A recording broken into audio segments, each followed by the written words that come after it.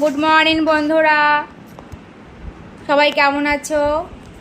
তো দেখো অল্প কথা।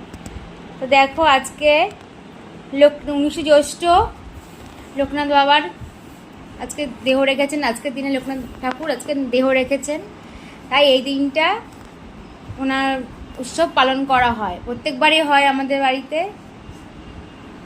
এদিকে দেখো পরপর ঠাকুর আছে, সবাইকে সাজানো গুছানো হয়েছে। এখন আমাদের আরতি চলছে লোকনাথের ঠাকুরের।